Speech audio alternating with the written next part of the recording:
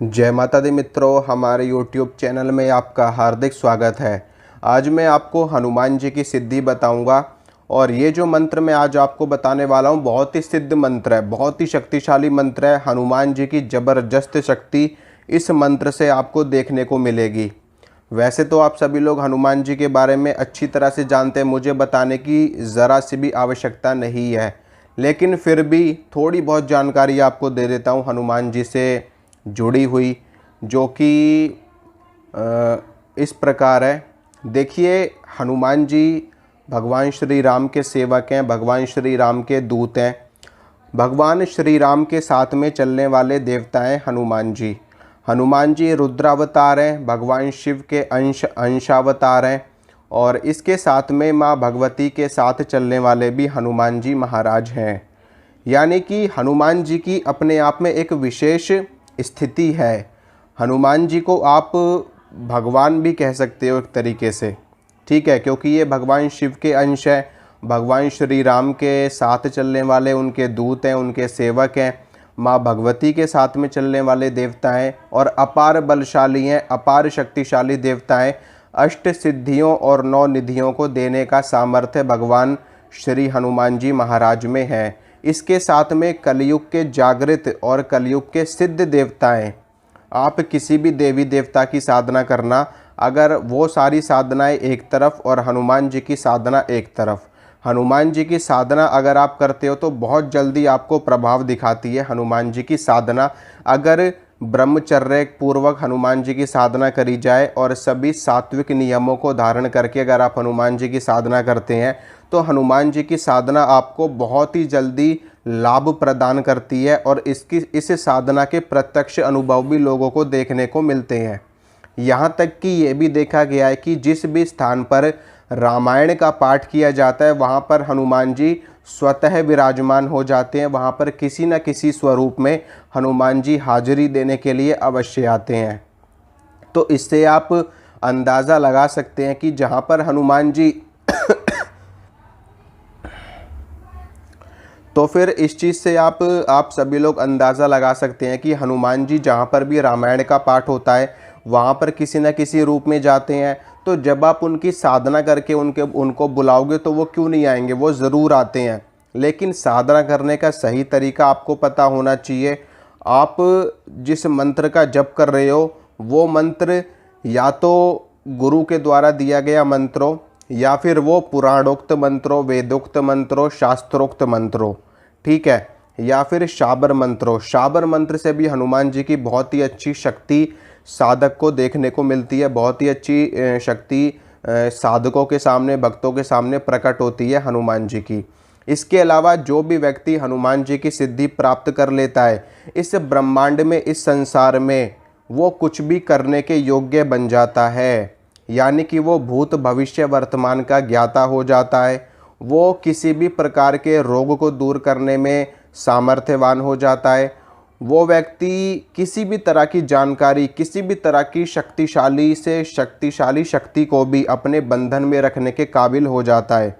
यहाँ तक कि भूत प्रेत तंत्र मंत्र से जुड़ी हुई कितनी भी भयंकर बाधा क्यों ना हो, जिस भी व्यक्ति को हनुमान जी की सिद्धि प्राप्त है वो व्यक्ति ऐसी तंत्र बाधाओं को फूंक की तरह उड़ा सकता है, फूंक की तरह, ठीक है। इतनी शक्तिशाली हनुमान जी में, इतनी शक्ति हनुमान जी महाराज में है, क्योंकि वो भगवान है, परब्रह्म स्वरूपा हैं और परब्रह्म के समान है भगवान हनुमान जी महाराज। तो हनुमान जी की सिद्धि प्राप्त होने से आपको वायु तत्व की भी सिद्धि प्राप्त हो जाती है। जितने भी पंच महाभूत हैं, धरती, आकाश, अग्नि, जल, वायु, इनमें से क्या होता है कि जो भूत प्रेत या फिर देवी या देवता होते हैं, देवी देवता की बात नहीं कर रहा, सिर्फ भूत प्रेत की बात करता हूँ। देवी देवता तो हर तत्व को धारण करने में सक्षम होते हैं, वो तो उनकी इच्छा होती है कि वो धारण करें या ना करें। लेकिन ये जो भूत प्रेत होते हैं, भूत प्रेत, चुड़ैल और ये जो अधोगति में मरे हुए लोग होते हैं, जो प्रेत योनि में होते हैं, इन सभी में जो पृथ्वी तत्व होता है, जो धरती तत्व होता है, वो नहीं होता। लेकिन बाकी के 4 तत्व इनके अंदर भी विद्यमान होते हैं और इनमें से कुछ एक शक्तियाँ जो होती हैं वो अग्नि तत्व प्रधान होती हैं, कुछ एक शक्तियाँ वायु तत्व प्रधान होती हैं, कुछ एक शक्तियाँ आकाश तत्व प्रधान होती हैं, कुछ एक शक्तियाँ जल तत्व प्रधान होती हैं।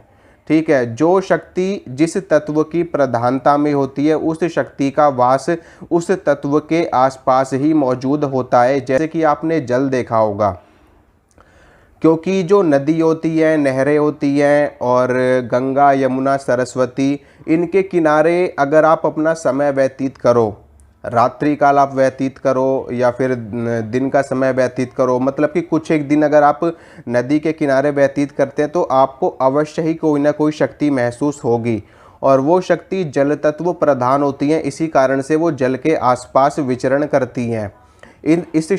इसीलिए जो अप्सराएं होती हैं वो जल तत्व प्रधान होती हैं। इसीलिए अप्सराओं की सिद्धि अगर जल के आसपास करी जाए तो बहुत ही जल्दी प्राप्त होती है, क्योंकि जो अप्सराएं हैं वो जल तत्व प्रधान होती हैं और आकाश तत्व प्रधान होती है, और वो क्रीड़ा करने के लिए, खेलने के लिए, मनोरंजन करने के लिए, हास परिहास करने के लिए ऐसे जल के आसपास आती हैं। जल में वो क्रीड़ा करती हैं, अपना मनोरंजन करती हैं, जल में स्नान करने के लिए आती हैं, गंगा जी में, यमुना जी में, सरस्वती जी में, और ऐसे जंगलों में जहाँ पर नदियाँ होती हैं वहाँ पर वो उनकी सिद्धि कोई भी साधक सरलता से प्राप्त कर सकता है। सिद्धि तो छोड़िए, अगर बगैर साधना किए भी अगर कोई व्यक्ति थोड़ा बहुत जप तप वाला है तो वो उनको वैसे भी महसूस कर सकता है, वैसे भी उनको देख सकता है अगर वो एकांत में विचरण कर रहा हो। तो सबकी अपनी अपनी प्रधानता होती है हर तत्व में। मैं यहाँ पर हनुमान जी की बात करता हूँ सिर्फ। तो हनुमान जी वायु तत्व के प्रधान देवता हैं, वायु तत्व की सिद्धि प्राप्त होती है। इसके अलावा जीवन में कैसा भी कष्ट हो, कैसा भी संकट हो, कैसी भी परेशानी हो, मतलब कि कुछ भी कर सकते हो आप अगर आप हनुमान जी की सिद्धि प्राप्त कर लेते हो तो। ठीक है, रोग हो रोग खत्म हो जाएगा, शोक हो शोक खत्म हो जाएगा, कष्ट हो कष्ट खत्म हो जाएंगे, दुख हो दुख खत्म हो जाएंगे, संकट हो संकट खत्म हो जाएंगे, आर्थिक स्थिति बेहतर हो जाएगी, धन की वृद्धि हो जाएगी, ऐश्वर्य वैभव यश कीर्ति मान सम्मान, रिद्धि सिद्धि प्रसिद्धि समृद्धि, हर चीज़ आपको प्राप्त हो जाएगी अगर आप हनुमान जी की सिद्धि भी ना प्राप्त कर सको। लेकिन अगर आप नियमित रूप से हनुमान जी के मंत्र का जप भी करते हो, हनुमान जी की सेवा आप वैसे भी अगर नियमित रूप से कर रहे हो, उनकी पूजा कर रहे हो, उनका पाठ कर रहे हो, उनके मंत्र का जप कर रहे हो, तो भी आपके ऊपर ये सारी चीज़ें आपको प्राप्त होने लगेंगी धीरे धीरे। हनुमान जी की कृपा रहेगी, उनका आशीर्वाद रहेगा तो आपके सारे काम भी बनेंगे। अब बात करता हूँ मंत्र की कि कौन सा मंत्र मैं आपको देना चाहता हूँ। मंत्र सुनिए, बहुत ही सिद्ध मंत्र है। ओम श्री रामदूताय हनुमंत बाबाय नमः। ओम श्री रामदूताय हनुमंत बाबाय नमः। ये मंत्र आपको किसी भी किताब में नहीं मिलेगा, किसी भी चैनल में नहीं मिलेगा, किसी भी वीडियो में नहीं मिलेगा। ये मंत्र आपको सिर्फ़ और सिर्फ मेरे मुख से प्राप्त हो रहा है। और मुझे कैसे प्राप्त हुआ है ये मंत्र? सब गुरु की कृपा है, सब माता रानी की कृपा है, सब ईश्वरीय कृपा का ही असर है। तो ये मंत्र आपको इस मंत्र का जप करना है। इस मंत्र से आपको हनुमान जी की बहुत ही श्रेष्ठ कृपा प्राप्त होगी। आप इस मंत्र से इस मंत्र का अनुष्ठान भी कर सकते हो और इस मंत्र को अपने दैनिक दिनचर्या में भी आप शामिल कर सकते हो। आप इस मंत्र की रोज़ 11 माला करिए, रोज़ 7 माला करिए, रोज़ 5 माला करिए, रोज़ 3 माला करिए, या फिर आप रोज़ 1 माला तो ज़रूर करिए इस मंत्र की, अगर आप हनुमान जी की कृपा प्राप्त करना चाहते हो। वैसे भी हनुमान जी की कृपा प्राप्त करना अति आवश्यक है, क्योंकि ये मंगल ग्रह को भी नियंत्रित करते हैं, और इसके साथ में देवी तक जाना है तो हनुमान जी को पकड़ना पड़ेगा, भगवान श्री राम तक जाना है तब भी हनुमान जी का सहारा लेना पड़ेगा। ठीक है, और शिव के अवतार तो ये है ही, शिव के अंश तो ये हैं ही, तो कोई भी संशय नहीं है। आप इस मंत्र को करिए। इस मंत्र से आप अनुष्ठान भी कर सकते हो। 1.25 लाख का करना चाहो तो 1.25 लाख का कर लेना, और 11 लाख का करना चाहो तो 11 लाख का कर लेना, 5 लाख का करना चाहो तो 5 लाख का कर लेना, क्योंकि पंचमुखी हनुमान जी का स्वरूप है। और ज़्यादा करना चाहो तो ज़्यादा कर सकते हो, नहीं तो अपने जो आपकी दैनिक दिनचर्या है, जो आपका सामान्य पूजन है, उसमें आप इस मंत्र का जप आप शामिल ज़रूर करिए। आपको अवश्य कृपा प्राप्त होगी हनुमान जी की। और हर मंगलवार को हनुमान जी को प्रसाद चढ़ाइए। अगर आप मंगलवार के व्रत कर सकते हैं तो और भी ज़्यादा बेहतर होगा आपके लिए। मंत्र का जप करिए, मंगलवार को हनुमान जी को प्रसाद चढ़ाइए और मंगलवार को व्रत रखिए। फिर देखिए कैसे आपका जीवन बदलता है, कैसे आपको शक्ति का आभास होता है, कैसे हनुमान जी की कृपा आपके ऊपर होती है और बनती है। ठीक है, हनुमान जी की कृपा आपके ऊपर होने मात्र से ही आपके घर में जितनी भूत प्रेत आत्माएं हैं वो सारी की सारी कोसों दूर भागेंगी। कहने की ज़रूरत नहीं है, हनुमान जी इतने बड़े महावीर हैं, इतने बड़े महावीर हैं, और हनुमान जी के जितने दूत हैं ना, इतने शक्तिशाली दूत हैं हनुमान जी के, इतने विशालकाय उनका शरीर, इतना विशालकाय उनकी ऊर्जा, इतनी विशालकाय उनकी देह, जिनको देखने से ही ना भूत प्रेत कांपने लगते हैं। ठीक है, आप यूं कह सकते हो कि जिनको देख करके भूत प्रेत भी अपने अपने पैंट में ही सूसू कर दें, मतलब कि ऐसी विशालकाय सेना हनुमान जी के दूतों की होती है। हनुमान जी के दूतों में, हनुमान जी के वीरों में बड़े बड़े जिन्न भी शामिल होते हैं। ठीक है, बड़े बड़े जिन्न हनुमान जी के सामने मस्तक टेक देते हैं और उनके दरबार में ही सेवा करने लगते हैं। बड़े बड़े वीर, बड़े बड़े जिन्न, बड़े बड़े बेताल हनुमान जी के सामने पानी भरते हैं सबके सब। तो भूत प्रेत तो नाम लेने मात्र से ही भागते हैं हनुमान जी के, और ये बात पूर्ण रूप से सत्य है। आप अनुभव करके देख सकते हो, आप इस चीज़ को आजमा के देख सकते हो। ठीक है, हनुमान जी की साधना करिए, हनुमान जी का नाम लीजिए, और भूत प्रेत अगर किसी के ऊपर आ रहा हो तो फिर हिम्मत ही नहीं है कि वो व्यक्ति वो भूत प्रेत टिक सके उस व्यक्ति के ऊपर।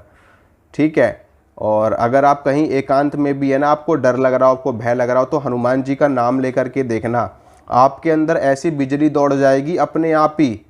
कभी भी आपने महसूस किया होगा, या कभी भी जैसे आपने बच्चों को देखा होगा, या फिर आपने खुद भी महसूस होगा, जब भी कभी भय लगता है तो हमेशा मुंह से अपने आप ही हनुमान जी का नाम निकल जाता है। जय बजरंग बली, जय हनुमान जी महाराज, जय जय बालाजी महाराज। और जैसे ही उनका नाम निकलता है तो अपने आप ही शरीर में ऐसी ऊर्जा भर जाती है कि मानो कि हनुमान जी साक्षात हमारे साथ में खड़े हों, और अंदर का सारा डर खत्म हो जाता है। ये चीज़ आपने महसूस करी होगी, मैं तो हमेशा महसूस करता हूँ इस चीज़ को। ठीक है, तो आप भी महसूस करिए और हनुमान जी की कृपा प्राप्त कीजिए, हनुमान जी के मंत्र का जप करिए। हाँ, हनुमान जी की साधना जो व्यक्ति करना चाहते हैं उनको अंडा, मीट, शराब, इन सारी चीज़ों को हमेशा हमेशा के लिए त्यागना पड़ता है। अगर आप हनुमान जी के सेवक बनना चाहते हैं या हनुमान जी की कृपा प्राप्त करना चाहते हैं तो आपको अंडा, मीट, शराब, ये 3 चीज़ें तो जीवन भर के लिए त्यागनी पड़ेंगी। ठीक है, ब्रह्मचर्य सिर्फ अनुष्ठान के वक्त करना है, ब्रह्मचर्य का पालन, और प्याज लहसुन भी सिर्फ अनुष्ठान के वक्त ही आपको छोड़ना है। बाकी आप कोई दिक्कत नहीं, आप प्याज लहसुन खा सकते हो। जिस दिन आपने व्रत रखा है मंगलवार को, उस दिन आपको प्याज लहसुन नहीं खाना। उस दिन तो वैसे भी व्रत है, उस दिन तो अन्न भी नहीं खाना होता। ठीक है, तो बाकी दिन आप प्याज लहसुन खाइए, कुछ भी खाइए, कोल्ड ड्रिंक पीजिए, सब चीज़ आप खा सकते हो, बस अंडा, मीट, शराब नहीं खाना। चाहे हनुमान जी की आप छोटी सी पूजा कर रहे हो, चाहे हनुमान जी की बड़ी पूजा कर रहे हो, अंडा, मीट, शराब से बहुत नफरत है हनुमान जी महाराज को। अगर आप ये सोचो कि मैं वो भी खाऊं और हनुमान जी की पूजा करूं, तो या तो हनुमान जी को चुन लेना या फिर इन चीज़ों को चुन लेना। दोनों चीज़ें आप एक साथ नहीं कर सकते। ठीक है, एक दूसरे के विरोधी होती हैं ये चीज़ें। ठीक है, जिस तरह से एक म्यान में 2 तलवार नहीं रह सकती, उसी प्रकार से आप ये सोचो कि हम हनुमान जी की साधना भी कर लें, हनुमान जी की पूजा भी कर लें, और एक तरफ हम नॉनवेज भी खाएं, मदिरा भी पिएं, अंडे वगैरह भी खाएं, तो ऐसा पॉसिबल नहीं है आपके लिए। आपका विनाश हो जाएगा अगर आप ऐसा करेंगे तो। ठीक है, तो सोचिए समझिए, फिर उसके बाद में सेवा में लगिए हनुमान जी की। बाकी नाम उनका जप करिए, उनकी कृपा आपके ऊपर अवश्य प्राप्त होगी। मंत्र दोबारा से बोल देता हूँ एक बार, ओम श्री राम दूताय हनुमंत बाबाय नमः। डिस्क्रिप्शन में भी लिख दूंगा, आप लोग देख लेना ताकि आप लोग को उच्चारण में कोई आपत्ति ना हो। हनुमान जी को अपने से ज़्यादा भगवान श्री राम का नाम पसंद है, इसीलिए इस मंत्र में ओम श्री राम दूताय, यानी कि भगवान श्री राम के दूत हनुमंत बाबा, मैं आपको प्रणाम करता हूँ, मैं आपको नमस्कार करता हूँ, आप मुझे दास पर कृपा कीजिए, मुझे दर्शन दीजिए। ठीक है, तो आप कीजिए, आपको अवश्य कृपा प्राप्त होगी बाबा की। जय बजरंग बली, जय माता रानी की।